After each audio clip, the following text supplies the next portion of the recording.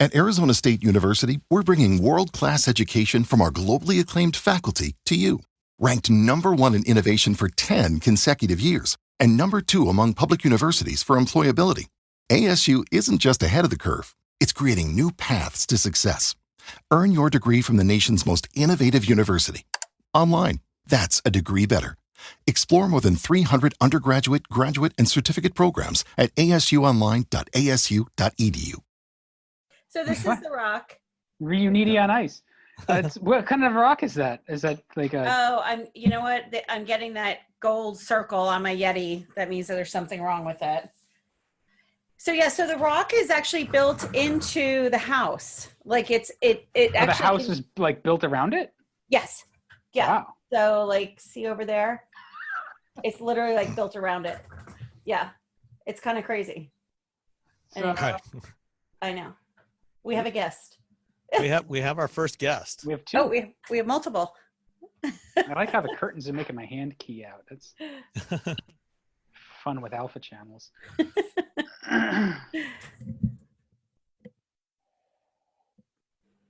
Welcome. Welcome, friends. Hello. Let's see. Looks like our guest is still muted. So have you seen the images of the new Audi A3? Yes. What the hell are they doing? No, I haven't. Looks like it looks like they're find doing a mini version of the e-tron GT. I mean, it's got that same kind of design language, the shaping of the fender bulges. The box flares look so dumb.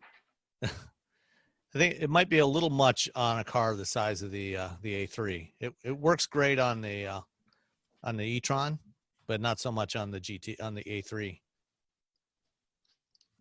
It's It's like the Corolla, small car with big car styling features. Kind of doesn't. It's like me. Small car with big car styling features. I have nothing to say to that. No reply necessary. So what are you driving this week, Rebecca? I have the Mazda CX-5. Oh, okay. But I actually, last week I had the Lexus, everything got messed up, the Lexus GS 350 sedan, yeah, which was lovely. Yeah. Did you come to terms with the touchpad thing? Yeah. No. This is the visual. No. That didn't happen. I have the new Sonata right now, and I'm getting the CX-30 tomorrow. Oh, fun. Yeah. So, I've asked actually if I can have this Sonata again, and I know that's very obnoxious, but because I had it way back in January, but that's the car I had when Linus died, and I just told him, I said, I have no idea what that car was like. I remember the best thing was that the infotainment system actually worked really well. So I could call the vet, I got the text message came through saying he was sick. I called the vet. I mean, there was it was great from that standpoint, but the rest of the week was such a fog that I don't really remember it. If it's the same one, you can look under the seats and see if you dropped a couple Xanax or anything. Yeah. Exactly. Oh my gosh. And then when I saw experience. when I saw the self-parking, how we were talking earlier about the difference between just getting the vehicle and going on the ride and drive. So I couldn't go on the launch. So I didn't even, and this is embarrassing, I didn't even know about the self-parking feature. I picked up the car at JFK, I drove home and my whole world fell apart, and I never even I drove it barely. I shot some video with the Smart Park the other day out in the driveway. I pulled the Civic and the Miata out, parked them nice and close, just so there was just enough room for the Sonata. Yeah. And then backed it in and pulled it back out again. Nice. Worked great. Cool. That's awesome. It's really easy to use. You just on the fob, you press the button, you can press the button to remote start it. So it's got to be running. So you start it, then there's one button to go forward, the other button to go back. as long as you're holding the button, it moves. And as soon as you release the button, it stops. That's awesome. It's pretty slow, but it'd be nice. It's nice for those times when you park somewhere and some jerk pulls in beside you and leaves you about 3 inches inside the car. And so there's no way you're getting that door open. Yep. And no problem. Just start it up and pull it right out. That's awesome. Hey, so we had somebody, but we have one person. We lost the other person. Looks like that person is still muted and camera off. So I don't know if they can hear us. Voyeurism is okay. That's fine. Oh, there's another one. The problem I had with the Sonata, but it's not really the problem with the Sonata. It's the Smart Park ad. Hi there. Hey there. Robbie, how are you? Hey, how are you guys doing? Sorry. Oh, look at that. We got friends showing up. Yeah, this is my friend Robbie. Well, Robbie actually used to work at Hyundai. That's where we met. Late. I didn't mean to interrupt. Sorry. No. I was just saying that Smart Park ad with the Boston accents and stuff. Like, there's no place around Boston that you can pull in like that. Like, that's true. You got to be in like Needham or like Wellesley before you can park like that. They should have shown if it parallel parks. That would have been better. Yeah, well, it does too, doesn't it? Don't they have like? There's a lot of cars that have the parallel park. Oh yeah, and actually, the thing is, this one doesn't actually do that. It doesn't have. Oh, that's really funny. It doesn't have the parallel parking or perpendicular parking. It only has the pull in, pull out from a parking space. Oh, that's really funny. That kind of sucks, actually. Yeah. You're talking about Sonata? Yes. Yeah, the new Sonata. I've got one right now. The parking feature with the wrong spelling. Yeah. Yeah. That's the proper spelling. And apparently they're having some problems with it. Apparently there's some recall or something. I saw that there's some software issue. Yeah. They just rushed it out too fast. But hey, I think I'm told it's the most popular feature on JD Power's new appeal data. This thing. So it has been one of the most spoken about features in the 4 months it's been on the market. So. Wow. Well, that commercial was brilliant. Just before you joined, I was saying, I was filming some video with it the other day and tested it out in my driveway. Mm-hmm. Put our 2 cars out on either side of it and trying it out. It worked great. So I mean the system works, and I've seen it work before on the Nexo when I went on the Nexo drive about a year and a half ago, and it worked great there as well. So. Yeah, it's proximity sensor without a driver in it, right? So it's a pretty cool feature. I'm glad they brought it out. I think they're the only guys who have it, by the way. Henry has it. Actually, BMW has had basically the same feature available on a number of models in Europe, in the European market only, not over here, for about 6 or 7 years now. They are just now starting to launch it in North America. They've never offered it here before. Who's the supplier for that? So that's something that they're buying, right? It's not like something they develop in-house. No, I think I'm not sure. I'm not sure if they do it in-house or not. I mean, it's pretty easy if you have an electronic shift. Basically because the car doesn't turn at all. It just goes straight in and out. Which is fine. I mean, if you're stuck in a narrow parking space and you can't get in and get the doors open, to pull it out of that parking space, it's great for that. And Tesla has had it for a while. It's the original version of their summon feature, to pull it out of a narrow garage. So it works fine. It's not that hard to do. Listen, you can summon your car from across the country is what you're supposed to do. Well, no, that's smart summon, which is actually dumb summon. Anyway, hey, so good to see you, Rebecca. Good to see you guys. Congratulations on this nice show. I love this. It's really cool. Hopefully you guys are all staying safe. I'm calling you from sunny Southern California. Robbie, you're killing me. Well, it was actually snowing here again this afternoon. Did it really? It was 34 degrees this morning when I woke up. 34. Yeah. That's not right. So you're in Boston. Sam is in Michigan. Yeah, I'm just outside of Ann Arbor. I'm about 3-4 miles from Hatchie. Hey, oh, nice. Michigan is my favorite hometown. I'm telling you, I used to live in Michigan, Ann Arbor, for 15 years.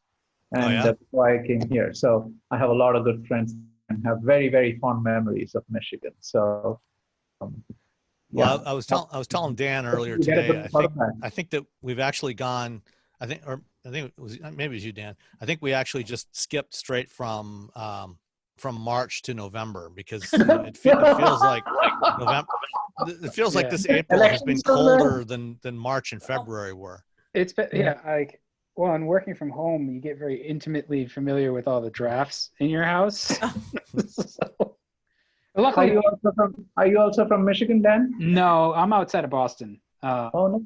So we're a very East Coast heavy podcast, apparently. I know. Just me and Rebecca out here in New England. So I love your guys' backgrounds. That's fantastic. it's Felix Wankel. Oh, no. Yeah, I know. That was cool. Yeah, So mine's actually real. So mine's actually the rock that's in my house. You live with the Rock? Yeah, see, so it's part of the house. He towers over her. No. Yeah, it's just, but when he makes dinner, though, you can. It's built into I know, because I was on a call last week and people thought it was a backdrop. I'm like, no, it's like it's the house. Like you can touch it. Yeah. No. Mine is semi-real. That's an actual photograph of the wall of my office upstairs, but it's on a green screen behind me because I have my camera and my lights and everything set up. Sam definitely has the fanciest setup of all of us. Yeah, pretty cool. Hi, I Joseph. like that rock, though. I like that rock. It's incredible. Isn't it cool? It is. Yeah, it really is. And it's so my office is at the entrance of my house. So you walk in and then there's a little entryway and then you come into the office and then you go upstairs for the main living space, which is such a great and unique design in a house from 1957. But I tell people, like, if so I show them the office first. If they don't understand the rock, they're not allowed to come upstairs. Like you don't understand the house. You can just leave. Just turn around and leave. You have to really do. It's just You need a Jeep on top of it. right. Every plumber and electrician wants to light it up or make water come from it. I'm like, let's just let it sit there for a bit. It's been good for 60 years. So we have a couple more people who joined. What's up, fellas? I think So not much. I thought this was going to be. We were just going to watch you guys do your podcast. I didn't understand it was going to be so participatory. It doesn't have to be. We have some topics we can talk about if we wanted to do that, and if you guys want But to. Can I just shout out to Mr. Wankel out there? I have a Mazda RX-8. Yeah, RX-8. Sorry, 95,000 miles, almost 10 years. nice. It's been a great car. They're fun. Yeah, that was one of my favorite press cars. I had the RX-8 R3 a couple of times, which was a good time. Yeah, I had one of those once as well. Speaking of, I've always been a fan of rotaries. I always loved the concept of it, having this tiny little engine that makes so much power. Back when I was in college, I went to what was then GMI. It's now known as Kettering University. And in the engine design lab, there was a storage room in the back. You had a bunch of stuff, sitting on racks there. And one of the engines that was sitting on a rack back there was an old GM prototype Wankel, one of the ones that they were developing from the early 1970s. The mythical Wankel. 4-rotor you said 2-rotor? This was a 2-rotor, but yeah, they were developing a 4-rotor as well. That was like the right. It was gonna be the Corvette engine, like the XP 887 or whatever. Yep. And this was a 2-rotor, and me and a couple other guys dabbled with the idea of doing an independent study one term and actually trying to get it on a dyno and see if we could get the thing running again, but we could never get our act together to actually do it. Neither could GM, so that's fine. Yeah. Hi, Kristen. I have more friends joining. Well, I guess Sam's friends with her too, but she's my friend most. I couldn't wait to hear you. How are you? Good. I'm excited to hear what you guys say. You're some of the smartest people I know in the industry. Listen, You that's need to not expand your horizons. flattery will get you nowhere. You need to meet more people, Kristen. Exactly. Well, hey, This it seems like we should probably just hit the topics we're talking about. We're talking about some of the cars. Sam, you said you had the Sonata. I still have the Venue. I put more miles on it, but yeah, still. I love that thing. I love that Venue. You know, the interior is a little crappy. You know what? It's interesting because you still owe me that video, Dan. So I talked to Jake, my nephew Jake, who's 25, who lives with me, and he absolutely loves it. I mean, he is, you know, he's one of those, like, one of his first cars was a BMW, and he's used to having some luxury and the whole thing. But he said ordinarily he would absolutely demand to have leather, but he thought that denim interior was really cool, and he is the target market for it. Oh, see, I didn't have I don't have the denim interior. What do you have? It's just, you know, regular Hyundai upholstery. Oh. Well, it's the denim. It's called the denim trim. It's not. Yeah, and it has that. It comes in that blue color too, right? Yes, so, yeah. Exactly. So this one is red. So I forget what trim level it is. Oh, okay. But does it have a sunroof? It does, I think. Okay, because the denim does not have a sunroof, and you can't get it with a sunroof. The rest of it's a good car. It's just when you start to look at materials and stuff, it's a little hard plastics here and there and stuff. Yeah, but you got to think of it in context of the price point, though. Exactly. I mean, compare it to the Nissan Kicks. You know, it's at least as good as the Kicks. Okay. And it's not bad. Better. Don't get me wrong. It's like it's fine to drive. It's a little underpowered. We talked about that last week. Or it's not exactly underpowered. It's just not powerful. It's fine for what it is. Just sometimes you have to plan. But coming out of the Yaris, I keep wanting to say Mazda 2, but coming out of the Yaris, it felt more powerful than that. So it's okay. And since we're not doing much highway lately, or the highways aren't all that crowded, it's fine. But the transmission still does weird stuff too. Like even without a headwind, when I was driving it the other day, I noticed like, all of a sudden it'll just rev up to like 3,500. No real reason. Just I don't know. Which vehicle did I have that when I put it on cruise, it did that? It might have been I remember you talking about something that did that. I thought it was the Venue. It may have been. It was the most bizarre thing. When I had it, I had it on adaptive cruise, and it would just ring. Yeah. And I was like, what are you doing? Like, I had to take it off, and it did it like 3 times. It was so weird. And it was on the slightest gradations. Like, I mean, it wasn't like the Merritt Parkway goes up and down like this. Yeah. It wasn't like that. It was like a very moderate grade, and it strained as if I was asking it to climb Everest. It was, but it was only on the adaptive cruise control.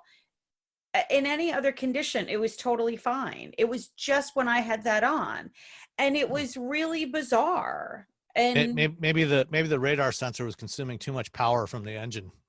Yeah, that's it. Canister had to go lots. No, but I wasn't even aware that I was on an incline until I really started to pay attention, because I thought, this is so strange. Something is going on here that's not, I haven't experienced in any other vehicle. And this is the road to grandma's house. This is the road that I take to my mom's house. And there's 2 different ways I can go. One is 95 and one is the Parkway. It doesn't matter. It still was just really aggressive on that ACC. It was bizarre.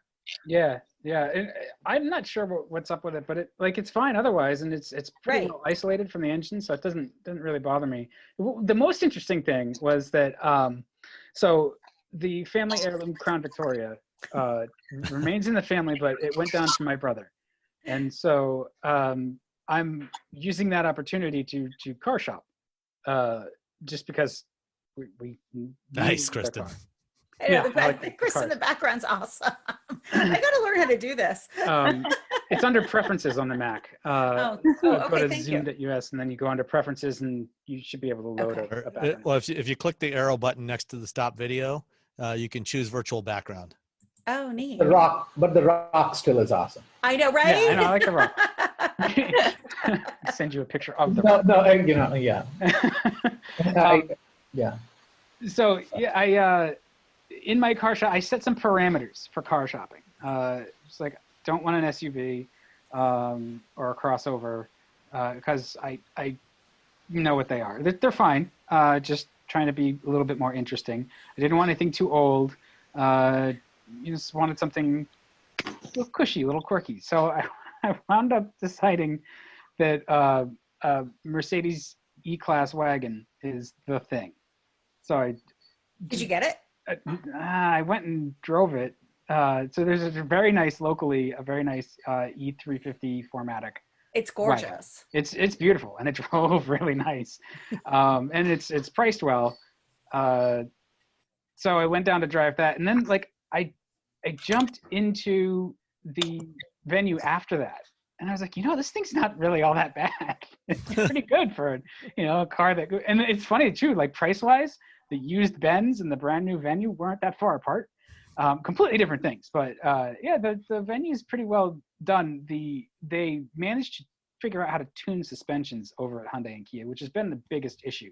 And they figured out how to do some compliance and some just some suppleness to the damping and stuff. We can thank Albert Bierman for that. Yeah, I was gonna say the Germans they've hired are doing well. Well, I think if we think about Hyundai and Kia overall, what they've accomplished in the last few years is really remarkable, because I had reviewed the Toyota Highlander, and looking at that Highlander, and then I also had the Subaru Ascent, but when you drive the Highlander, it's good. It's a really good product, but it's not evolutionary or revolutionary like when you think about the Kia Telluride or the Hyundai Palisade, which just I think they're, in my mind, they're class leading. I mean, not just for the price, but for the value that you get overall. They're going for market share. I think they're hard to beat. I mean, Toyota, you're going to resale value may be the one benefit, but if you're going to keep this car until it dies, then, resale value isn't as relevant. And don't get an 84-month lease loan on it. But that's another topic. Well, I'm still a huge fan of the Mazda 6, but at this point, there's very little about the new Sonata that would make me classify it as anything but the top of the segment right now. Really? I mean, the even over like an Accord. Oh yeah, I think so. The one advantage the Accord has, you can get it with more power, with the 2-liter turbo. So the Accord's available with more power, and if you want, you can still get it with a manual transmission, with a 6-speed manual, which you can't get in the Sonata anymore. But I think for most people right now, most Americans especially are not buying manual transmissions. And I think, the Sonata looks great. The interior is fantastic, and I think at least, on the one that I'm driving, this limited, which is, the loaded version, it's like a little shy of $35,000. It's about $34,500. It's got, all these features on it. It's got the panoramic glass sunroof, so you've got, basically a full glass roof in this thing. And, it's the only thing that I would like to have is a non-touchscreen infotainment system. Hey. Otherwise, I mean, the infotainment system that's there works really well. Somebody told me that we need to lay off the touchscreen talk. That's what I've heard. The interface is fantastic. The way it looks, the materials, the fit and finish is all so good. It's hard to really fault pretty much anything on this car. It does. Yeah, no, it's true. Hey, so I want to ask the audience a little bit. What are you guys hearing about the industry? What are some of your thoughts as we go through this really crazy time? Have you guys been talking to people, interviewing? Not like for jobs, but like just talking to different people in the industry. I'd be interested in who's hiring. Well, yeah, that too. But Robbie, why don't we start with you? What have you been up to? We have been. So I run a weekly forum called Automobility Forum here in Southern California. I started the week after COVID. It was a breakfast that we used to have. And so I think there are two. Automotive industry is in a very, very unique position. So wait, is this online? Like, can people join? Yes, it's online. Just go meet up and say Ravi and Zoom and you Zoom bomb me, right? So yeah, I'd love to have you over. We have had these conversations. I have a whole presentation on economy and stuff like that. I think it's very interesting. That's fantastic. Because I think there are three forces, automotive industry, of all the industries, from a standpoint, I think there are three forces that are disrupting it, not one force, right? We already, January, February, we had this force called Tesla and mobility disrupting it, computerization and mobility. COVID came along, and within a week, gas prices came along, right? And I think when you see these three forces, I think they are going to tear apart the strategy that you would have had. And it reminds me, somebody said, Rebecca these charts when we were at Hyundai, and she had this thing that tracked gas prices and the size of cars that you would buy, right? Yes, I did. It is still fresh in my mind, right? I did that so That's much. from like 12 years ago. Yeah, exactly. But it is, right? Now, I'm trying to overlay that with electrification because low gas prices, $2.45 at Costco in Irvine, okay? So premium, right? Right? And you would say, build big, build a body on frame, truck a hunk of junk, right? But everybody is into CUV. So I think now you're looking at this product mix, which is going to be very different, and add on those three forces. So mobility, sorry, I just 2 minutes of my spiel. No, you're good. Add on that, the de-Uberization of a career. Uber is dead, okay? People who are Uber drivers are dead. We did a dealer survey, and dealers are getting back more Uber returns than anything else. But do you think that Uber as a logistics platform may have a future? So the dealer, logistics, yeah, I'm talking about Uber drivers, right? Right. And what we have called about 20, I've been calling 20 dealers on a regular basis. They are getting back over the first few weeks more Uber release returns or car buy returns than anything else, right? So everybody looking for a pickup or a box that they can do logistics with, right? They're going away from car ride hailing to logistics. So four forces that are going to tear apart this industry. And that's what I'm monitoring, and that's what forms megatrends, and that's what, so that's what I'm advising on, and that's what. What's interesting that you mentioned that, because just yesterday GM announced that they're shutting down Maven, including the Maven Gig program. Mm-hmm. They already scaled back a bunch of the stuff last year, and now they're shutting the whole thing down completely. I had a nasty note on Twitter on that. I on LinkedIn, somebody said, I was praising it, and I said, what a bunch of dummies at GM, right? Sorry, no GM guys here. I'm going to unedit myself. I think it's the most stupid decision, right? Because I think they could have spun it out and done something good with it instead of shrinking and shutting stuff down. Well, I think, Maven was an interesting experiment for GM. It was a, kind of a business incubator for trying out different models, like the traditional car sharing, return to base car sharing, round trip car sharing, peer-to-peer stuff, the short-term rentals with Maven Gig. And, I think that they were trying to find an operational model that could actually work. And I think what they learned over the last several years is the same thing that Zipcar and Car2Go and ReachNow and everybody else has learned, is that there's no business here. Nobody's making money at this stuff. Nobody has figured out how to make money at it. Right. For a while, it seemed like they were probably going to use the Maven brand for their autonomous ride hailing. But then, they decided to stick with Cruise for that. At this point, given that they need to, everybody needs to conserve cash. If there's no real prospect for ever making a viable business out of it, you got to turn it off. You got to shut it down. So Sam, all due respect, I actually, that is the reason why Hyundai succeeds. I worked at Ford for 15 years, and I then was at Hyundai for 10, and I ran their corporate strategy and planning group. I think you need to come out of this, instead of shutting your doors, figuring out avenues to make something work. I think they could have spun out Maven into an independent group. Instead of saying, we are shutting it down and closing it down, this is strategy, right? You have a pool of people, very, very talented people with the technology, might not be perfect. Instead of just letting them go away and saying we are canning this program, if you had Samsung does this on a very, very, very, very good scale. They take these technologies and then they spin it out.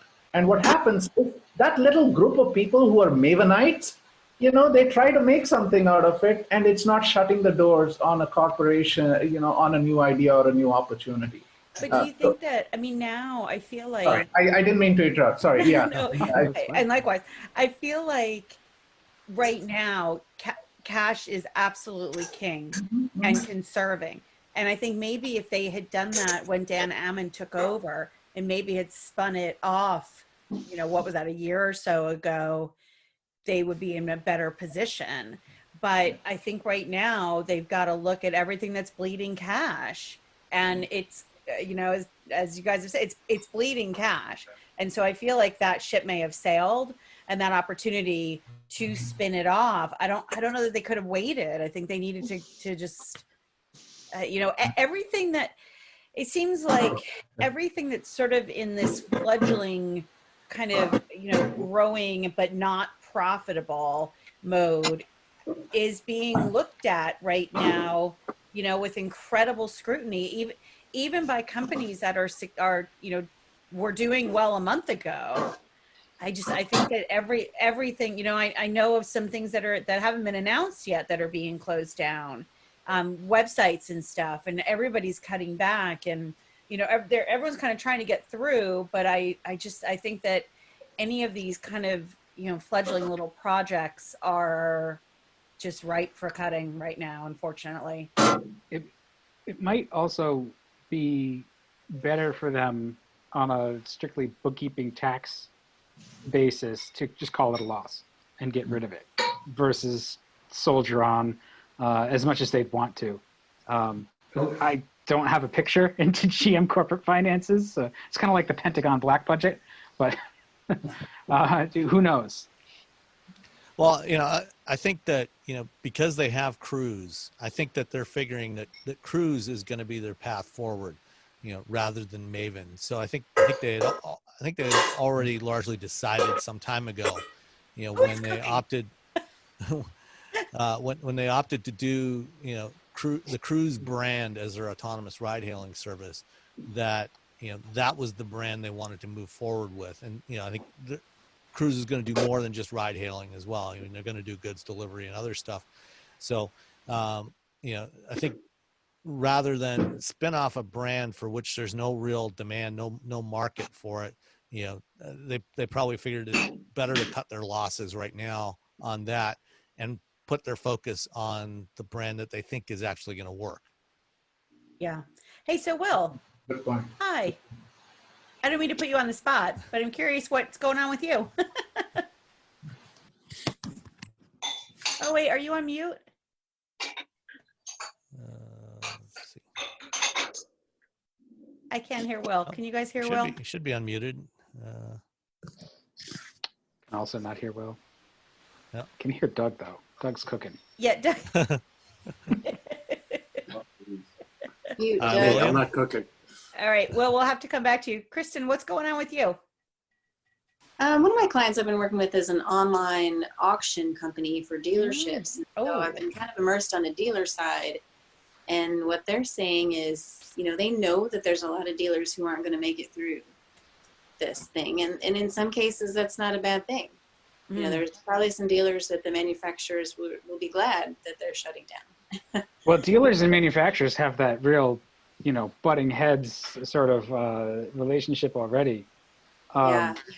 So they talked a lot about procedures and processes and what they're going to be going to do forward, and nobody really knows. Yeah. I had an interesting sort of little Twitter chat with someone who works sort of in the dealer retail side. And, his take was consumers aren't necessarily going to save the business. What's our interview with Jim Farley from Ford was really interesting to him because Farley was talking about sort of pivoting to owning the commercial space and how that could actually be the way that Ford remains viable, especially now as the consumer business has dried up. The commercial business is probably going to come back first and be willing to invest in new vehicles versus consumers that even when things sort of, the pressure comes off, there's going to be a really longer lead up once we get our outstanding bills sort of in order before we can buy a car. Yeah, I mean, people are much more dependent now on deliveries than they ever have been. Mm-hmm. You know, and there's that, I think that commercial sector is where you're really going to see growth start to happen first, you know, long before the consumer sector. And, you know, I think that, you know, Ford, for you know, probably inadvertently, you know, kind of stumbled into being in the right position, you know, when they culled most of their car programs over the last couple of years and really focused more on the utility and truck sector, and especially the commercial sector. It was all the plan. they knew all this was going all along. Exactly. No, but the auction houses are really interesting. That came up in an interview I did yesterday for a newspaper online site, and it's a part that honestly I hadn't really thought about very much. But we were talking about, is it a good time to buy a car now or in a couple of months? But I think my advice was now, because inventory, you know, dealers are not going to be getting inventory from anywhere for a couple of months. I mean, what they have on the lot is what they have on the lot. You know, obviously they can still trade and stuff, but I don't know. I would like your thoughts on, you know, the collective hive of, do you think now is a good time to buy a car for people, or do you think it'll be in a few months? I think it's a good time. Didn't I hear somewhere that Hyundai's, like, their port is now full? They just filled up their port full of cars, and, you know, so now they're all sitting in the port waiting to be sent out to retail. And yeah, they need to transport them now. I mean, by shipping, I mean taking them off the boat and able to put them on car carriers? They're taking them off the boat. Yeah. But they're not putting them on carriers yet. They're not putting them on carriers. No, okay. They're backed up. They're backed up at the port. Well, that's not necessarily a bad thing, though, because at least there's inventory on the shores, and I'm sure they know what's there, and so you can maybe be able to disperse that faster than, you know, than waiting for the plants to start running again. But again, that's going to be a limited number of vehicles, and a limited type of vehicles too. They produce some of the most popular ones here, so that's another challenge then. Do they produce their SUVs here? Okay. The Hyundai, the Palisade and the Telluride are produced in Korea. They're not produced here. Yeah. The rest of them are produced here, but the Santa Fe is definitely produced here. The Santa Fe and the Sorrento are produced in the U.S. I thought the Telluride and the Palisades are done in Georgia. No. Telluride's in Georgia, isn't it? The West Point. Yeah, I've been to that plant. I thought they're all built in Georgia. The Palisade's definitely built in Korea. It's built in Ulsan. I wasn't sure about the Telluride. I thought it was also coming from Ulsan. We'll check it out. We'll confirm. To the Googles. Will, are you It's there at West yet? Point. Yeah, I'm here now. Can you hear me? Oh, we can hear you. Yeah, How are apparently I'm fine. Apparently that all the things I did to my computer last weekend has been bringing up more problems than I thought. Well, you're making me look good, because that's usually my issue. So thank you. You're welcome. So what's going on in your world? I mean, I could speak to this from like two different perspectives. Like for my day job where I work as a specs researcher, I mean, we're still getting in like a lot of like, you know, various documentation from like various automakers and stuff, but it's like we're also kind of starting to see like a little bit of a slowdown and stuff. Like we recently just got stuff in for like the new GM full-size SUVs and stuff, and it's like the way, like, for example, like GM does it, we only get like certain bits of information 1 month, and then we'll get the next batch another month, and well, with COVID-19 going around, it's like, well, it's gonna be a while before we get everything. And you're kind of also seeing like a slowdown of stuff as well, because it's like we have a lot of clients from like both OEMs and also dealers, that are like, hey, do you happen to have information on this model or that model? And it's like, can we get back to you on that? Because we don't know what's going on either. So it's just really interesting to see like how much of an effect this having. Like, I think, Sam, you talked about this last week, when you answered my question, which I was really surprised by. Just to see like this big slowdown of stuff, and it's just like, how long is this going to be, and how much is this going to screw up? Everything and forever. Well, that's a very pessimistic view, Dan, but I agree. I mean, come on. You would expect Consider nothing the less. source. I'm managing everybody's expectait's right? When it turns out considering I've been listening to Dan for about 1 billion years, according to our current time frame, yeah, I agree.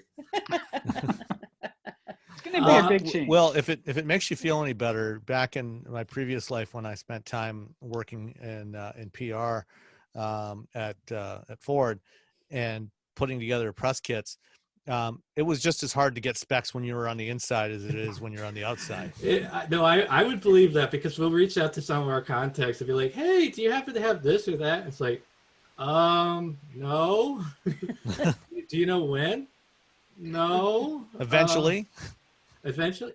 Okay, thanks. What do we tell the client?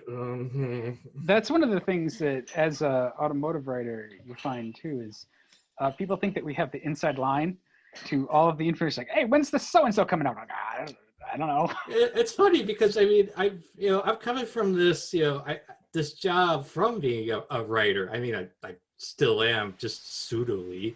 And it's just funny to me because everybody's like, hey, do you know when X model's coming out? No. Let me check why on are you media asking site. me? Yeah. You're in the same boat like I am. Okay, sure. I can know what the prices are, but I can't tell you that. So. Well, everybody's launch now is all screwed up too. I saw some stuff is going back to 2021 and stuff. So it's going to be an interesting time for sure. Once car sales sort of start again, although they're very happy to try to get you to sell a car. They like that Mercedes. They really wanted me to buy it. They want me to put a deposit down. Any revenue they can get right now. Yeah. Absolutely. So this was one of the things too that I was talking to somebody yesterday about was, will this be the death of dealers as we know it today? But I don't see that happening. First of all, there's all sorts of regulations and dealer franchise laws and everything. But I do think that the dealers that are best set up for e-commerce will have an advantage, because I think people are more comfortable now with the idea of, if you weren't getting your groceries delivered before, a lot of people are, or at least trying to. And I think that people are more comfortable with the idea of doing a transaction on Zoom, on, looking at cars. Obviously you still want to test drive it, but there's ways to do that. They can drop off the car for you for overnight, which of course a number of manufacturers, I think GM had done that in the past anyway. But I think that this could finally be the impetus for those laggards to get on board with doing a dealer website that's much more e-commerce friendly is my thought, and I'd love to get your take on that, whomever. So you guys should actually listen to Brian Benstock. He's on LinkedIn. He has a daily article. He's an Acura partner at an Acura series of family of dealerships, and he's way ahead of this, right? So Brian Benstock, look him up. He's a great speaker too. And he actually, for Honda Acura, he has a bunch of Honda Acura dealerships, saw this shift to mobility, did a whole bunch of things online, increased dealer revenue tremendously compared to the rest. He did all these experiments of adapting e-commerce. I 100% agree with what you're saying. And then presented it to Acura and Honda apparently, and they put a kibosh on it. Why? It doesn't meet their franchise law requirements, right? And he was at CES talking about it. And I met with him after that. And he said he was so furious, right? Because he said this does not make sense, right? And anyway, but if you're not on e-commerce platform, you just aren't there. They have to, I mean, dealers are completely, it's a different environment. They can't get people in unless you have appointments right now. And right. It's very... The franchise laws are really going to be the sticking point, because many of those are over 100 years old, and they were written at a time when the business wasn't worth that much. So they were written at a time when they were trying to, just give stuff away. So the dealers have a lot of things written into the franchise laws that sort of solidify, or really at this point, like ossify their business as it was through the entire 20th century. But now, like, I think most people really don't want to go to a dealer until you're ready to like drive it or buy it. And you're browsing online, and any dealer who can make that a good experience will win. And then you roll things like, I expect services like Carvana to do better if they can survive. But that's a really interesting model, right? Like, you don't have to do anything. You pick it online, they bring it to your house, you can try it out, you can decide to finish the purchase right there. Like, we buy everything else that way. Why would we not buy and I suppose it's a large, I mean, car is your second biggest purchase after your house. Yeah. Have you seen the way people buy houses? And some handbags. True. Oh, handbags, yes. True. But yes, you're right. LVMH. In Michigan, I know they allowed they allowed online buying right now, right? Michigan is one of the... Yeah, Michigan, they're allowing online transactions with dealers. It's still, with the franchise dealers rather than direct from the factory. But yeah, so they are allowing that right now, because the dealerships themselves, the stores are closed. The service departments are allowed to stay open, but the retail side is closed. But they're doing these online transactions, and I don't think there's been a whole lot of traffic so far. Mainly because I think right now, most people just, with all the uncertainty, people just aren't willing to commit to something if they don't absolutely need a vehicle right now. Well, that's what's holding me back, is just it's even with a used car, right? It's like, well, we need a car, and it's not actually that expensive. It's under 20 grand, but it's just like, I don't need to spend that right now. I'm not going anywhere. I'll just here's another scenario that I ran into. Yesterday was a very busy day. So really, one of my girlfriends. You haven't even told us what you're driving. That's the fun part, Dan. What are you driving, Rebecca? Tell us your story. But what are you driving to? Oh, well, last week I had the Lexus GX 350, and this week I have the Mazda CX-5.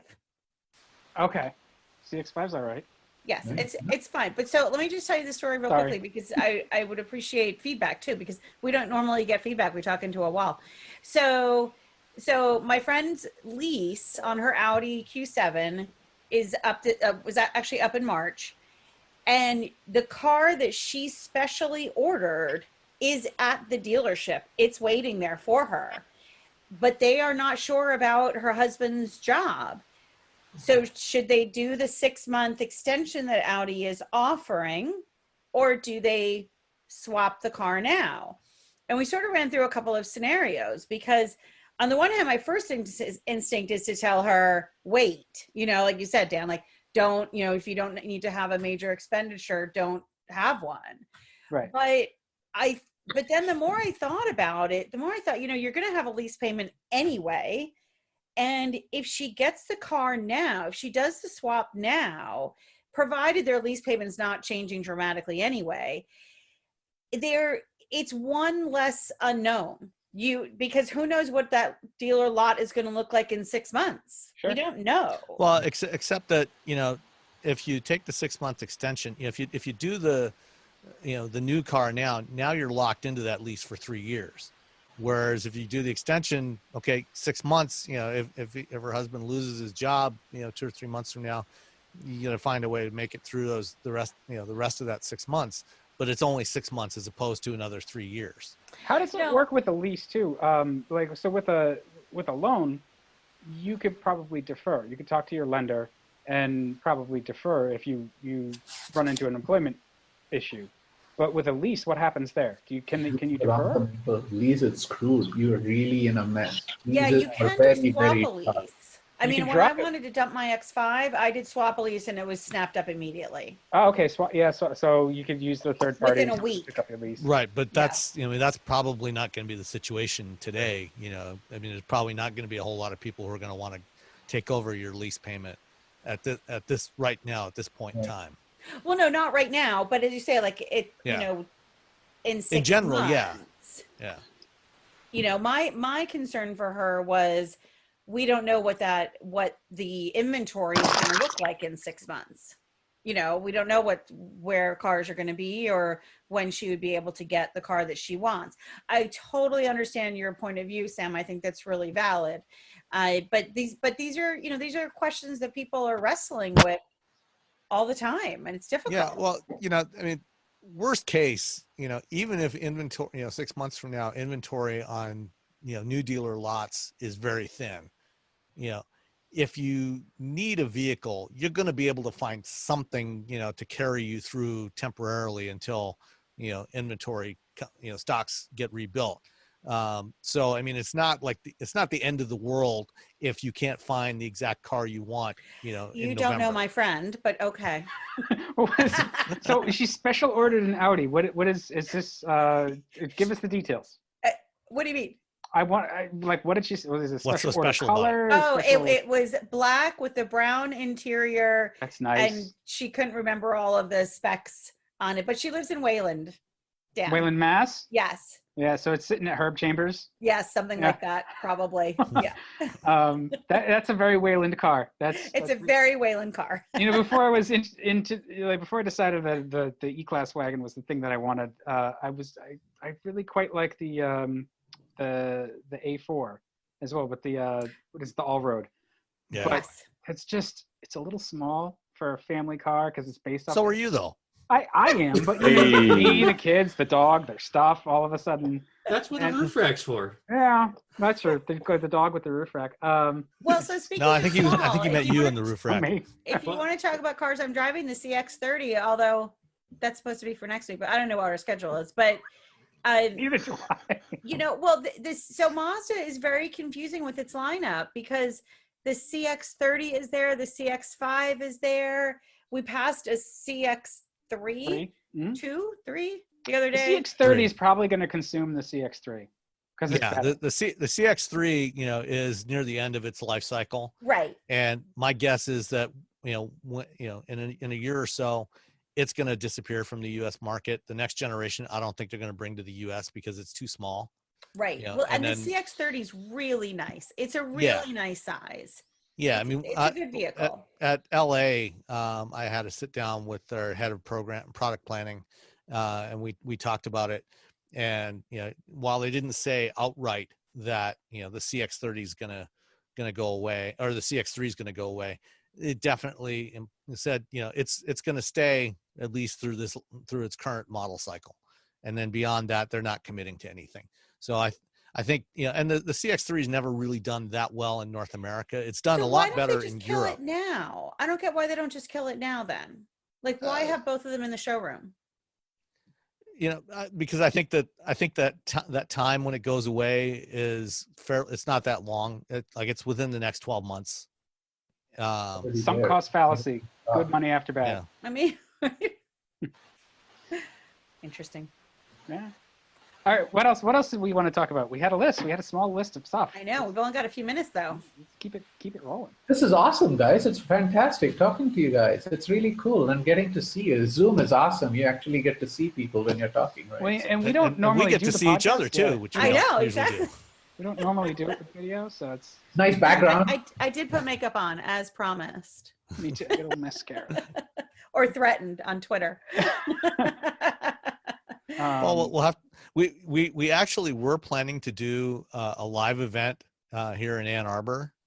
Yes. In March, because Rebecca was coming into town for a conference that I was also speaking at, and we were going to have Dan come in, and then we just weren't able to get it all together, especially with, and then with what's going on, the conference got canceled anyway.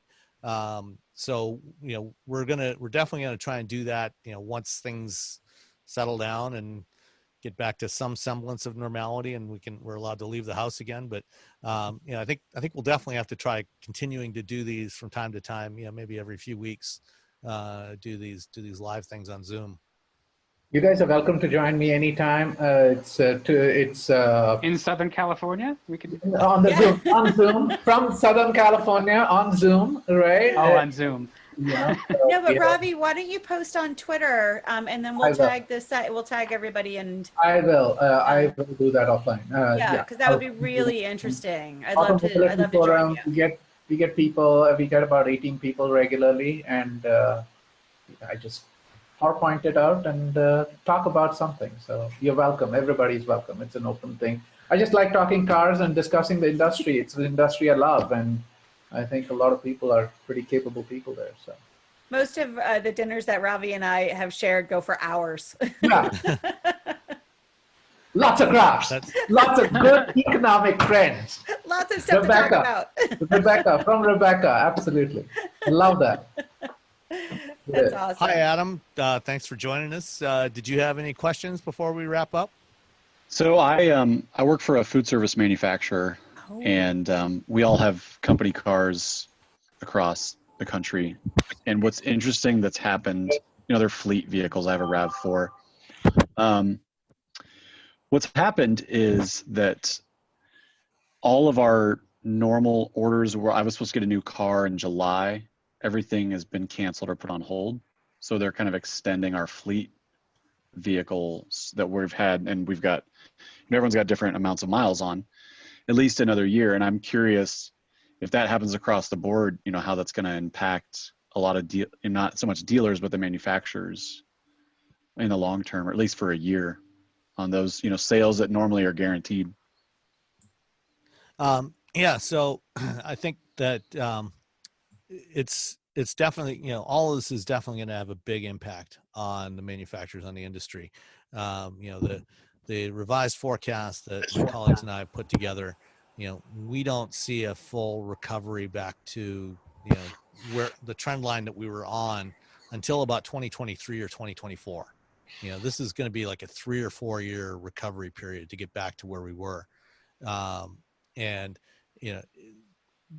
Issues like, what you're experiencing, are part of that, and there's a lot of factors that are playing into this. I think, obviously the overall economic conditions, a lot of unemployment is going to be a big factor that keeps people from buying cars, but also, things like, if we have some non-negligible portion of the current workforce that's working from home, transitioning to working from home permanently, if 10, 15, 20% of the people who are working remotely today, if they end up doing that on a permanent basis, then that's going to have an impact on their need to buy new vehicles. Their vehicles aren't going to wear out as fast, if they're not commuting, or commuting less, if maybe they're working from home 2 or 3 days a week, then there won't be as much need to buy new cars, and all kinds of things are going to factor into why this is going to be a long, slow recovery. It's not going to be a V-shaped recovery, and we're not going to see it just snap back to where it was, in September. Won't there be some pent-up demand? Come, with leases, and I'm not saying that's going to draw the industry on for the next 2 years, but come September or October or something, when you have the pent-up demand. But if we have 20% unemployment, leases and stuff like that, and sitting, people waiting to turn in leases to roll those over, and without manufacturing being done right now, obviously there's nothing in the stream coming in. But if we have 20% unemployment in September, then there isn't going to be any pent-up demand. That'd be wonderful. I'm just saying there's going to be a little, a whip shot, from, for 3-4 months of no purchasing being done, and leases sitting around, expiring, where they have no way to turn in your lease and roll it over into something new. It's going to be a whipsaw, or whatever they call it, reaction. Yeah, at least initially for a month or two. I think you're going to see a little bit of every outcome, every possible outcome. I think there is going to be some demand. It's probably not going to be really a very strong market, like Sam says, for a few years. Sure. Do we want it to come back to that many cars, many millions of cars per year? I think automakers at this point are looking at really downsizing their 5-year plans to say this stuff has to work at much, much smaller overall volume for us to survive. I would expect that we still may see some brand consolidation and some companies just leave the U.S. market. Suzuki did it a while ago where they just couldn't really make a go of it here. I would be shocked if Mitsubishi is still here in a couple of years, even though they have, they've got big parents. I'm gonna go for months. Cockroach of sit there and feed Come on, don't say that. I want Mitsubishi to stay around just for at least a couple more years. I like they're plucky. I like them. But I love the people there, but I mean, it's brutal. It's gotta be tough. It's just going to be really hard. And the used car market's going to be really interesting too, especially if there's anything done, like there's talk about cash for clunkers right now, which is a terrible idea. Yeah.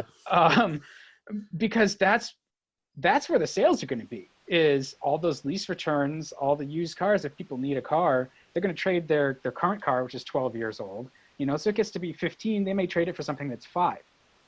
If you're crushing all the 5-year-old cars, you're going to really drive up the prices. Anything that they do to sort of juice demand now is going to drive down price. It's going to be a mess. Well, that's the other thing. In the regular market, you got 2.5% interest. It's. I mean, what are they going to give it? And fuel is, $1 a gallon in some places. So for now, what are you going to incentivize it with? And used car auction prices have been in the tank for the last several weeks. So, well, I mean, part of that is because dealers don't want to take on any inventory that they can't sell anyway.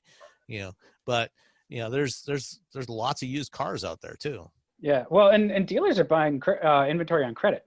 So why would you get overextended on credit?